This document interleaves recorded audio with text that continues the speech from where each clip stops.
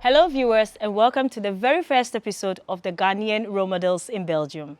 It's perfect to start with the president of the Ghana Council, and he is no one but Mr. Kwaku Boamah Echampon. Welcome, sir. Hello. How are you doing? Doing fine. Doing fine. Enjoying the summer in Belgium? Sure. Yeah. You have to take the opportunity to enjoy it because the winter will be coming very just around soon. the corner. Yeah, very soon. So let's get right into business. Yeah. Who is Mr. Kwaku Boamah Echampon?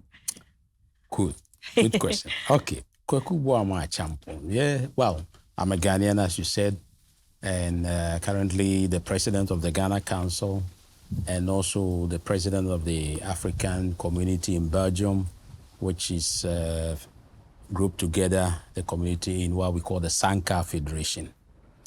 I'm above 60. I'm actually on retirement. You look very good for a man above 60. Oh, really? Thank you. Yeah. I've been living in Belgium here for some time. I am getting to about 40 years. 40 years in Europe? 38 years, yes, something like that. In Antwerp. I have actually lived all the time when I came to Belgium in Antwerp. I have a wife with 4 kids. Wow. Living in Antwerp, yeah. Wow. They are all, 3 have finished colleges and 1 is starting. Wow. For the rest, I come from Akim Ayiribi, actually. Is it Achim? Achim, yeah. Or Akim? Wow. The tree name is Achim. Okay. But then when the white people came, they cannot say Achim, so they say Akim. Akim. So we have to say Akim Oda, but it's actually Achim Oda. But my mother's hometown is Achim Iribi. So we're close. It's still Akan. Yes, Asante. Achim. No. There's Achim and there's Asante. Okay. But we all speak Tree. Tree. Yes. There's no difference between the tree I would speak and the tree that... Not at all. Not at all. I think some very, very minor words. Okay. But basically, Achim and Ashanti, they are actually one people, but with the migration, that's a part of them migrated to, down south. So we speak the same language. Okay. But in the olden days, we were fighting, because one wanted to conquer the other. But at least we are one people. Okay. Yes. Yeah. How was the early life of Mr. Kwaku Boamah? Oh, early life. Okay. As I said, I was born in Ayiribi. I did some schooling there up to about class 5. In those days, class 5 is still class 5. There was the JSS and it hasn't come yet. One thing is, around class 6, when I was, this is 11, I joined my uncle came to pick me from Achim area, and then he took me to Bron Ahafo because he was working with the Ministry of Education. So I stayed 1 year in Sunyani. I stayed in Atebubu. Following your uncle? Yes, he was being transferred on a yearly basis. So it's surprising. I actually finished my middle school. In those days, we had middle school. I finished at Brekum. Yeah, Brekum, they call it Presby Continuation those days. And then I moved to Achim Swedru Secondary School in my area. And then later on, I went to 6th form at Kumasi Academy. 6th form, is it the same as college or uni? Yeah, you see, those days we were doing the O levels and the A levels. So secondary school was 5 years. Okay, you do the first 5 years, and that you write the O level examination, and then you do the advanced level, that is the A level, the 6th form, 2 years. That was in preparation to the university. Yeah, so like now they have changed it. So it means we went to secondary school for 7 years. You went longer to school, actually. Yes, 7 years. Yeah, 7 years. And now it's 6 years. But even then, we did as I said, the middle school. So after finishing primary 6, you have to do another 4 years middle school, and then you have to do another 7 years of secondary school. Yeah, so in total 11 before you enter university. Uni. Yeah, those days, yeah. Then I did some minor teaching work for a short while. Oh, okay. And then I got opportunity, and then I think I traveled to Libya. I joined, they were recruiting teachers to Libya.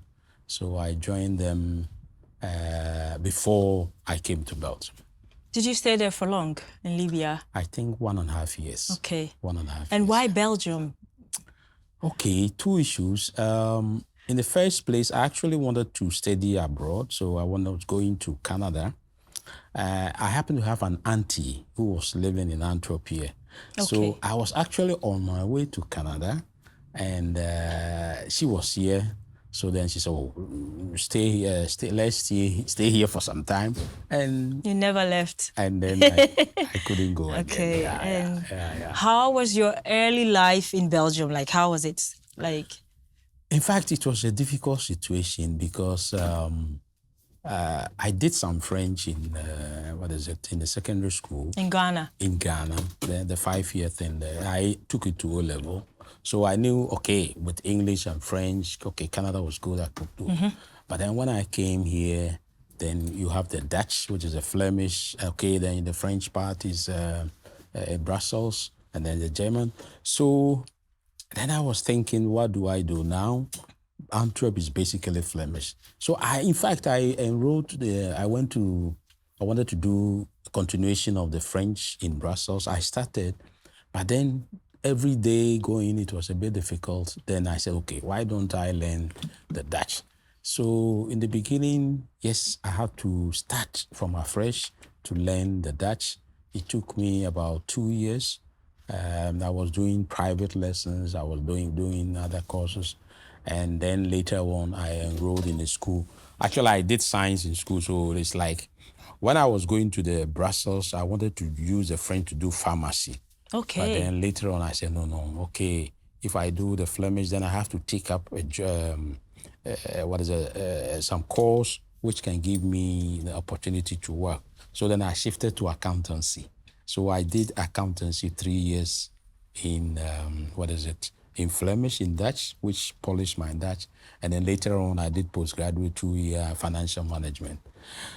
In fact, I was lucky to do this. I got this. Because back then, yeah, was it possible for a Black person to even further education, like on a higher level, on higher base? Yeah, that's a very good question. In fact, when we came, everybody was looking for money. Yeah. You see, so people started working, looking for jobs here and there.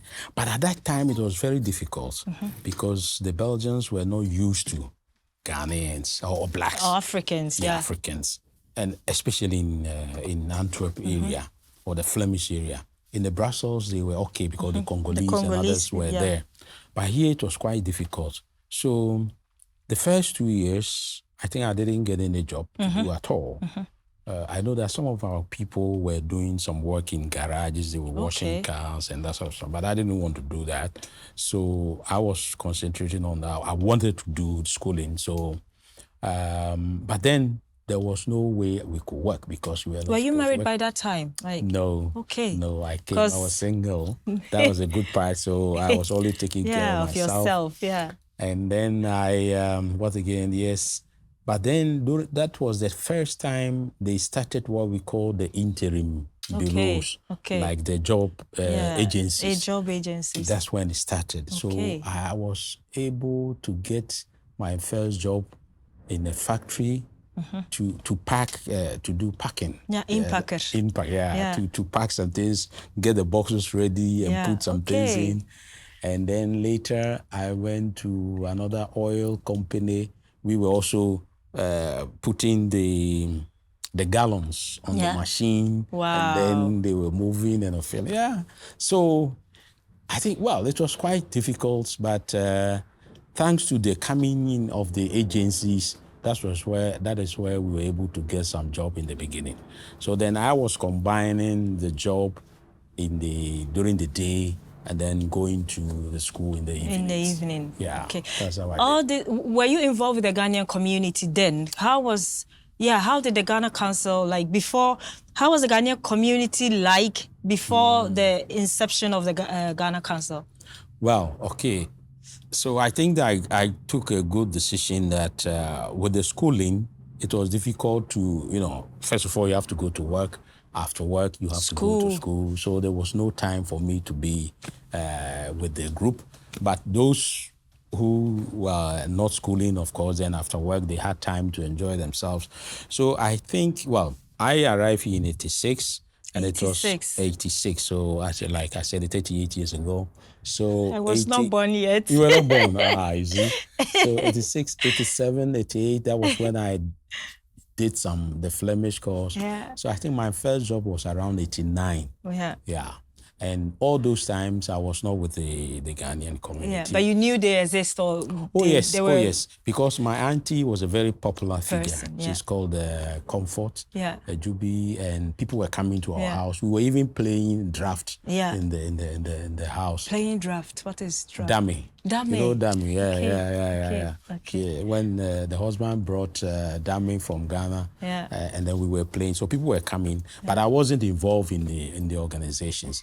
So up to 90, I think 91, 92, 93, that was when I started when I completed the first 3-year accountancy, then I started getting to the community.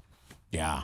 And so then we had, at that time, few organizations were emerging. Okay. I think the first one was AGIB, Association of Ghanaians in Belgium. At that time, it was led by Mr. Abraham. And then there was one called Ghanaba, which they were also trying to bring the Ghanaians together. There were some leaders who started to lay the foundation of Ghanaba. I have Dr. Donko, Mr. Oforiata, Mr. Osei Vonsu, Mr. Tetefio, Mr. Findiodu. They are the ones who started the first association who started the Ghanaba as Association for Ghanaians in Belgium. Yeah. But I wasn't involved at that time. But you knew they were there, they existed. They were there, yeah. They started it that. But then, fortunately, the idea came that the community-based organizations like Asante Mine, Ochimine, Eve, GAN, Fantis, those ones started. So I became part of the Ochimine. So I was very much involved, and then we were very active. We did even our inauguration, and it was we did. I think 93 or 94. I don't remember. Big inauguration, big occasions. Even at that time, we invited the Queen Mother of Achim Kutuku traditional area of Odan. She came from London. And all the other organizations did big inaugurations. So then around the 95, 96, we realized that, okay, there was this proliferation of these community-based organizations, but then there was not one which represented the Ghanaian community, because each one said, yeah, we're from here. So the idea came to my mind, why don't we get one organization to be like the umbrella? So then I think 96, I started the idea of selling it that, we can form an umbrella by bringing all these organizations together. So I created OCO. With these ideas, I worked through with some of them, representatives, and then fortunately in 97... That was the birth of the Ghana Council. Yes, that was when Ghana Council was born as the umbrella organization. In the beginning, it was individual members. When they started in 92, 93, it was individual members. But then the real umbrella started in 97. Wow. That we had 3 representatives from each organization to form the Ghana Council. But then, was it still called Ghana Council or Ghanaba? No, it was Ghanaba at that time. Yeah. Okay, so what happened is that when we formed the umbrella, then we thought, look, we need to have a secretariat so that people can go when they need help. Then the secretariat will be able to. But then we didn't have money, so I learned of the possibility that we could get subsidy from the Flemish government. But then we had to satisfy certain criteria. Among them was like, you need to have at least 20 member associations. You need to publish a magazine. You need to carry out cultural activities. You need to carry out educational activities.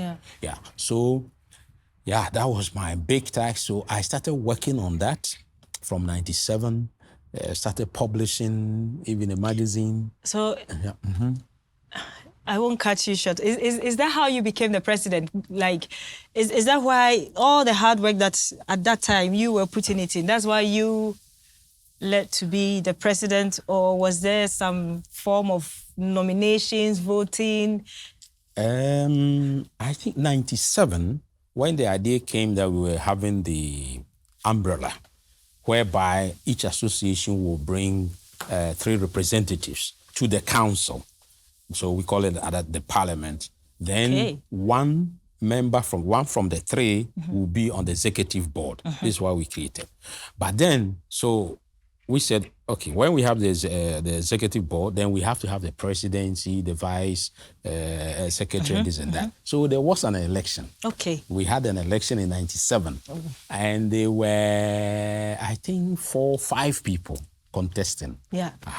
So on that day, each one was called to read the manifesto, how they see. And you are good with speeches. I have experienced it myself. You are good with speeches. I don't know. At that time, you know what? I think it came from the fact that at the secondary school, I was the SP, the senior prefect. So I got that, speaking in public around that time. So what happened was, it was not only the speaking, you have to say what you want to do, how you see the Ghana Council and this and that and that. And because the idea of the umbrella, I initiated it. So, of course, I knew better how I wanted to work. So after the speech, of course, then I won the vote and then I became the president. So then my task was, okay, I need to set up a secretariat. I want to build the organization, of course, with the support of the other members. And then, because many of them didn't know, they were not good in Dutch, and the money or the subsidy will only come from the Dutch or the Flemish government. The criteria, some of them didn't understand, they didn't know, so I had to work all those things through. So I was the editor myself, publishing the magazine, organizing activities, this and that and that. And so we did it for 98, 99, and in the year 2000, we submitted our request because you have to have a track record of 3 years before they recognize you. Unfortunately, they recognized us in 2000. And then the 2000, it meant, unfortunately, some Ghanaians didn't understand the concept of the umbrella. They thought, okay, this man just wants to be the president. So although there were more organizations, not all of them joined. So we couldn't reach the number of 20. We were only 12. So 12, instead of the government giving us 1 full-time plus 1 administrative, actually 1.5 personnel, we only got half because we were only 12. So it was only the 10. So they gave us 1 part-time. Only that one. So, but with that, it's a start. Well, a start. And that was when I employed this lady who is still with us with Sankakrit. In the year 2000, I gave her the first contract. And I tried and we set up an office at Roger somewhere in Brussels. In Brussels. And then we got the office and we started working. So let's say from the year 2000, and it helped. And then, so that was the Ghana Council, Ghana at that time.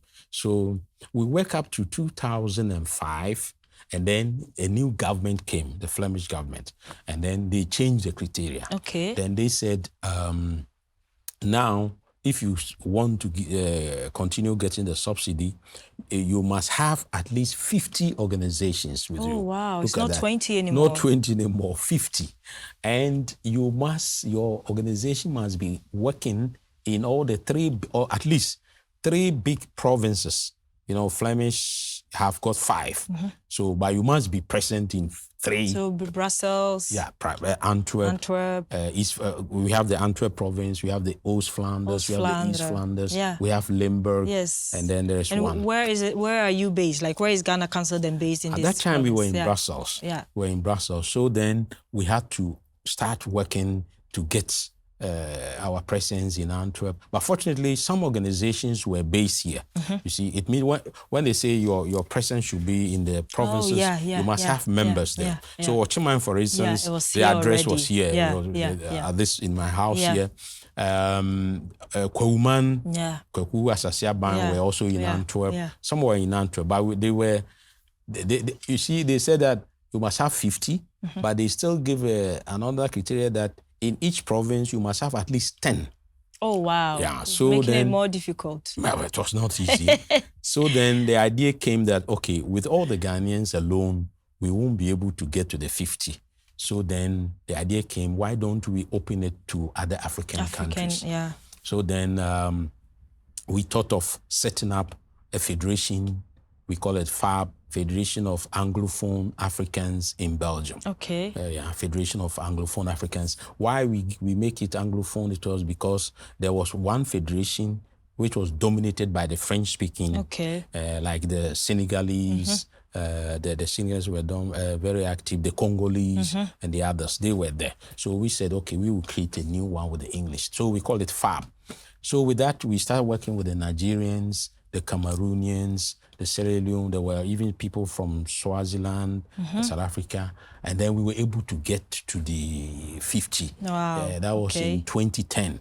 So then we got the... It's been a whole journey. It has not been easy. No, not at all. So then at 2010, we formed the FAB, or gradually. So then the idea came that it was Ghana Council which had the recognition already as an umbrella group. Mind you, at that time, when I said they recognized the Ghana Council, the Ghana Bar in 2000, there were all the other nationalities like the Nigerians, the Cameroonians. They were also rushing to get the umbrella group recognized. But then they put a stop to that. So the only recognized one was the Ghana Bar.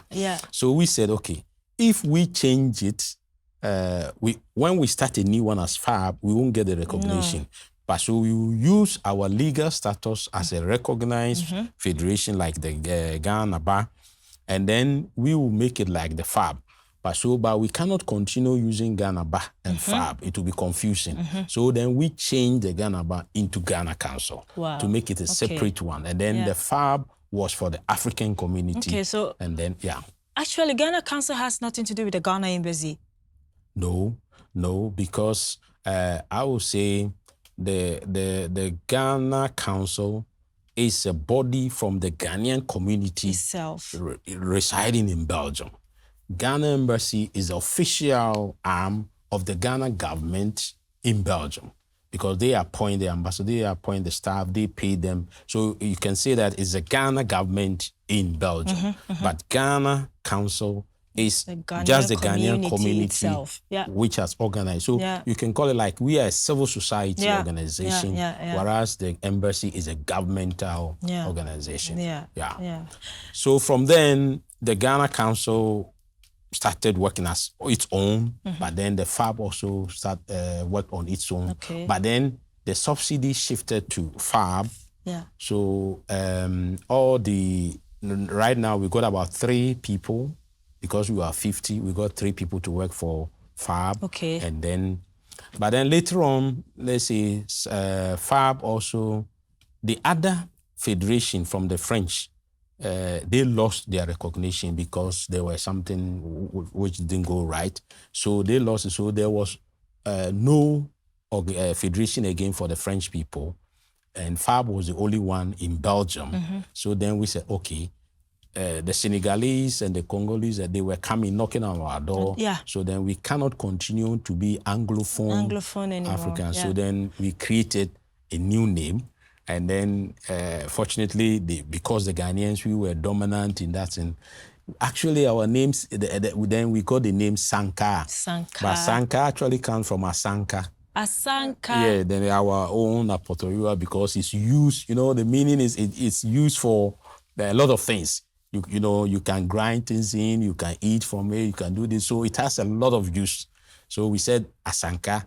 But then when we say asanka, it will be too much to Ghanaian. So we just remove the A from the asanka and put it at the back and make the sanka. Oh, and that is how it's called sanka. You didn't know that? I never knew. Yeah, okay, never knew. So we engage a media consultant and we discuss all these things. And then the sanka came about. So, So far, how has the growth been? The growth of Ghana Council from just Ghana communities, personal organizations or small organizations into a whole association, into Ghana Bar, into Ghana Council. Right now, we are growing from FAB to Sanka. How has the growth been, the challenges? And you are still the president during all this period. Yeah. That's true. But there was a time, you see, Ghanaians, people thought that I was gaining financially from the Ghana Bar, from the Ghana Council. Also because, the fact that you've dedicated your life actually through this whole period, you've personally dedicated your life to it. Yeah, I was working full time. There was time I traveled outside Belgium and still I continue. So people thought it was financial. So at a particular time, they even reported the case to the Ghana embassy, the ambassador. So I had to go and then explain that we went there as a whole group. That was when I was able to. So I made a presentation of what the Flemish government gives. And like I told you, they were only giving us money for one part-time staff and then some little money for administrative things, which I used to rent an office where this part-time person was working there. And as I said, I didn't even put anybody that I knew. I took a white person. You employed a white person. A white person there. So I said, this is the money we get from the Flemish government, and we use it to pay the salary of this lady and also for the secretariat. So which other money, what can I pocket? See, people couldn't accept it, or they couldn't imagine one can dedicate himself to build something for the community without any financial benefit. But that is exactly what I did. Because fortunately, I was working. My job was a good one. I was traveling all the way sometimes to South Africa. I went to Zimbabwe. I was traveling 3 times a year, you see. And so there was no way I needed the little money, which we even needed to pay the staff of the office. So the challenges have been, yes, there were those who thought I was gaining financially. So a lot of things went rumors. Even when I bought my first car, the brand new, they say I've taken the money to buy my brand new car, which was not. I went myself to the Nissan, sign a contract to get my car. But people thought I used the car, I used the money from Ghana Council. But anyway, those are some of the things. Some of the our people, they cannot imagine one can be selfless and try to do something for his or her own community. Okay, so those were some of the challenges.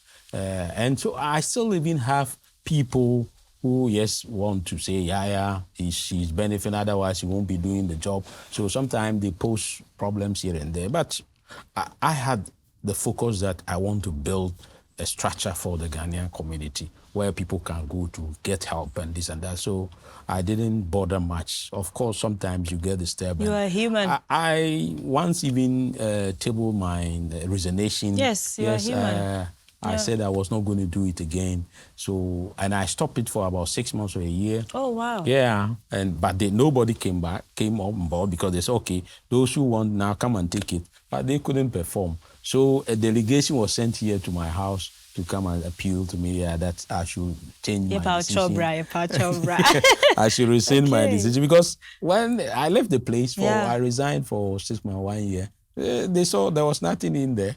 So then the people were not ready to do it. So they came back and that's why they are even not calling for election. Because I said I want to stop. Yes, because it's been a while. Yeah, I said I want to stop. It's been a while. You are not growing any younger. No.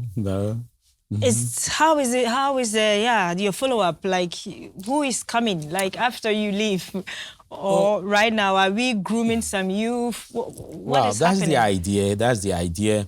We are now working on we are trying to attract some of the youngsters to be part of, even you yourself. I think Yes, but I got you involved some time yeah, ago. but as you said, if you are not gaining any money and just being selfless, you know, at the end of the day, we are living in Europe. Yes, And you have your full-time job. Yeah. And then personal life and this and that. And then dedicated, because no matter the event, wherever you are called, you are there. Yeah. That's the point. I travel with my own car, with my own fuel, to go to this meeting, that meeting. And it was not only that. There were behind the scenes. You were being called by the Flemish. You were representing first of all the Ghanaian community and the African community. So there are a lot of meetings that I even go where people don't see. So it's a bit of dedication. We are grooming the young, so we are bringing in the youth. Last week, 2 weeks, we went to the embassy there is a new ambassador. Fortunately, my daughter, Nana Ekuya, is active. Okay, that's good. She's very busy. She's even gone to Berlin today. That's good. She has been called, but she's doing through the church. Oh, yeah. But there are other ones, the Ga people, the Ga are they call it Nyami Akpe or something, Nyami Me Akpe. They have a youth wing, and there are some very dedicated ladies there. Okay. The Goodwill Association, there is also some youth organization from that. So, and then fortunately some nurses have also come together, and so we invited them to. So we are trying to see the ones. Some active. Yes. Yeah, we are searching, good. We are seeing how dedicated they are, how they are building their groups, and then one or two, some leaders will emerge. Anyone that is watching that does not know about the Ghana Council, what are the projects that has been done, like the past, or what are the activities that the Ghana Council has been involved? Yeah, you see, apart from just attending to every event that you are called. No, we have done a lot. Yeah. I can say that, we had about 6-7 goals, you see, among them one, to build the image of Ghana, to portray the good image of Ghana in Belgium, to expose the Belgians to Ghanaian culture, to also do developmental projects, seek funding to do projects in Ghana. Which is still ongoing. Yes. Yeah, so I'm taking some of them, providing information to our members. You see, that's the idea of the secretariat, that if election is going on, people don't understand. Like just this year, there is the European EU election, there is a Flemish government election, there is this. Some people do not understand what is happening, so we provide information on all those things. The cultural aspect, we've organized Ghana Day in Antwerp. I don't know if you were there at that time. I organized a small fashion show. Oh, yes. We asked you for the fashion show. That's correct. Where the mayor came. The mayor of Antwerp came. Yeah, voila, 2006 was very nice. Yeah. We also had a very big exhibition at the Antwerp Museum. Yeah. Mass. Yeah. Yeah, we had that one too. We have had our cultural and independence celebrations every year that we do. We've been able to mobilize the people also to meet. I think all the 3 of the 4 past presidents.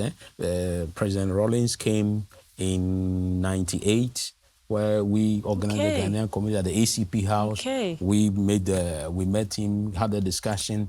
We met President Kufuor in 2008 at the embassy. We met President Mahama. Even Mahama too. Came. We met him when they came for some EU meeting. Yeah. The whole delegation, we had a discussion with them. And then we've met President Akufo-Addo. So it's been 4, not 3. Yeah, 4 actually. All the presidents, except President Mills, who didn't come or maybe didn't go there. So, we represent the Ghanaian community, and we're able to actually present a big group or a united front to have discussions with them. Good. So we've not only the presidents, when some ministers come, when the custom officers come, we also meet them, we discuss with them. So those are the levels, the good representation, portraying the image of Ghana. And then when it comes to development, we have done a lot. Yeah. There, I can spend the whole day on that. But at least I can say that with the help of like mine organization where I was working, because it was a development organization, we've been able to secure funding from the Flemish government, and we do projects in Ghana, projects on water and sanitation. Okay. I can say that for water, we have provided more than 20 communities in Ghana with mechanized borehole, where we set up pipes, standing pipes in the strategic areas in the community, about 6 or 7, and people go and fetch. I can name a lot. We've done, we select one member organization and say this year the project will go to your community. We have Asante Mine. The project has gone to Tano Odumase. So if you go to Tano Odumase now, the water that they are pumping, we collected the money from here as Ghana Council, Flemish government, the city of Antwerp, and some organization. And we set up, the good thing is, we set up a mechanized borehole, but we use solar system. We don't use electricity, solar system to pipe the water to the communities. Bro, we have done sanitation at Jema. When you are traveling, Jema Nante, when you are traveling on the Kintampo, Techiman Kintampo, there's a village called Nante before you go to Jema. We did 2 toilet facilities for them. Okay, Kwaku, we have done 2 things. We helped to get the ICT center in, I've forgotten the name, it will come. But the water facility is at a place called Asunafu Race, or it's on the way to Nkoko. So when it comes to projects, dear Chow. Now we are busy in the Volta region, where we are setting up a big water project at Angola, Afiadinyagba. Wow. We got some white people who are even there now. And you always also follow them there. Yes. And I supervise go there. the whole do the project. follow-up. Prepare the reports. These are things that people don't know.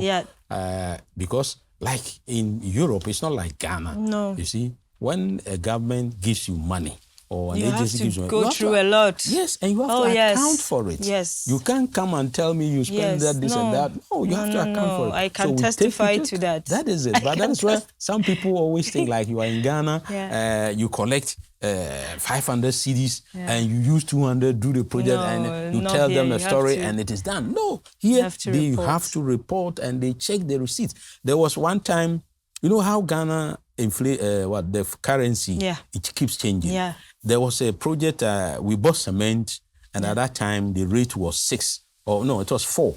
And then about 2 months. 2 months, it changed to 6. So of course, the amount was huge, bigger than that. They questioned me, how can the petrol be this, that, and you have to explain, you see. Okay, so I can say we've done a lot of projects, and we continue to do the projects. You've done so well. Thank you. Dedicated your life to the Ghana community. What is the legacy that you want to leave behind? If in the next 20, 30 years, my kids or your grandchildren, if they want to, how do you want people to talk about you, like Mr. Kwaku Boamah, a champion? Or what is the legacy that you are leaving behind, that you are so proud of, or you want us to remember you of? So all that I've said, they are not good legacies. No, yes, of course they are good legacies, but these are what you gave yourself, you did for others, actually. Yes. But you personally? Oh, myself. Well, I'm doing personal things now. That one I won't disclose now, but I'll say. But for the Ghanaian community, you see, I must say that one of the things, like even with Sanka, we carried out a project about, it centers around hidden racism, which they collected the stories of about 400 people, Africans. How have you experienced racism? You know, racism is just somebody who just tell you are black or that. But even at the workplace, even at the school, like your child, the teacher will tell you, no, this boy is not clever enough. You should go to do technical. You could do that. You see, and you go the way they receive you. So even at health time, at the job places. So these were all hidden things that they were not aware. We interviewed 400 people and they did a big story. And we won an award as the best project for all the Flemish, for the organizations last year. Yes, I remember. We received the prize. It came on the national TV and all. So this is where we've taken Sanka up to that level. It was very difficult for us to recognize us, but now we have become a household name. So one of the things, yes, I want is like Ghana Council, Sanka becomes a household name. It's like when you talk about Africa in Belgium, then you talk about Sanka, both culturally, politically, social, everything. So my legacy is I want a strong community, both at the Ghana level, where we can deal with the governments at all levels, do things for our country, also for our children, that they must also feel like the Ghana identity is important. Fortunately, now my son, he's telling me he wants to learn Twi. No. So, yeah, we've been teaching him, but he was in the past, he wasn't, but when it comes to Black Star, yeah, then they support him. Now, we discuss it even with the ambassador now, that we have to set up something like online Twi language where children from Europe or even the US, where we can get teachers from Ghana to be teaching them online. This is the new concept we discussed with the ambassador just 2 weeks ago. So actually, I want a strong community. I want where our children feel that, yes, they are Ghanaians, they know the Ghana culture, they appreciate it, and they can actually also serve as ambassadors to help develop Ghana. And then also the African community, because in the past they have, that, okay, there's this Francophone, this Anglophone, there's division, but through Sanka, we meet together and we are able to discuss matters concerning Africans, not Ghanaians, not Congolese, not that. So it's like, I want a situation where, yes, Africans, we can defend ourselves, we can bring our children. Fortunately, I don't know if you remember, my son stood for election at the council last year, in the previous local election. The daughter of Solomon is still a council member from the far out in Wrexham. The idea is that our children should be able to penetrate the whole system, and they must have the confidence to represent us. Who knows? Like the Britain had a Pakistani or Indian prime minister. Now we don't know the children of a Jamaican and an Indian is going to be an American president. So I want our children to go to that. So that is where I want to be, or the legacy I want to be, that through organizing the Ghana Bar, the Ghana Council, the FAB, at least a strong community has evolved. Foundation a strong foundation has been laid that people can count on and move forward. That's actually a very beautiful legacy. That's what I want. That's what I want. Otherwise, I won't dedicate myself all your life, all these Belgium. days. Yeah, and people will think you are getting money, a lot of insults, this and that. But I said, no, they didn't know. But maybe one thing I need to say that it didn't come up is like, fortunately, the work that I was doing with FOSS, the development organization, our goal is to strengthen organizations. And so I got the opportunity. I started working at FOSS in 91. 3 years later, in 93, no, actually 94, I got the opportunity to go to South Africa to see some of the organizations we were working with. At that time, they had just had the election of Mandela. So there was still apartheid. So I saw, and in 93, I went to Zimbabwe first. Yes, I went first to Zimbabwe in 93. 2 years after I joined the organization, I went to Zimbabwe. 94, I went to South Africa. And then the following years, I was going everywhere. So I got the sense of how organizations should be and what it should do. And it was this kind of, information or expertise that I wanted to put in. And that is what has been driving me to build on. And people think it is just for money or anything, but it's not like that. So that's how I want to say it. I had questions prepared to put you on a hot seat. How you've been a president for so long. Yes. But yeah, I think. But I said I'm ready even to resign. Yeah, but, no. People, I don't think there is someone ready to take your place at this point. There are people showing interest, but I don't think they have showing interest. The dedication, and the selfless. Yeah, the engagement, and that is what we need. The dedication, that is what we need. The discipline. To be able to represent Ghana because if you mention Kwaku Boamah Champong, I think we are proud to say that's the president at the Ghana Council at this moment and all those years, and he has done such a great job. Without all the inputs and the efforts, we couldn't have built any secretariat for Ghana Council, which has now led to Sanka. When Ghana turned 50 years, the independence, I think it was 2007, we had a very big party anniversary, and that was the time we were forming the FAB, like the Anglophone. And at that day, in my speech, I said we wanted to form the African unity, like Kwame Nkrumah did in those years. So on that grounds, I was pronouncing the formation of African unity in Belgium. And fortunately, that is what has happened, like through FAB and Sanka. So it's like I want us to have a strong community. I have a 1 hour speech from you from when Nana Akufo-Addo came to Belgium on my phone. I still have it. Well, you were there? I was there. You know, that was when Miss Obasima also. I think that's the same year that we selected the first Miss Obasima. Yes, and we came. And you had the opportunity to present your speech. And I was filming it at some point. I was like, hold my phone. I really need to listen. I was really blown away. Like, wow, this man actually have something.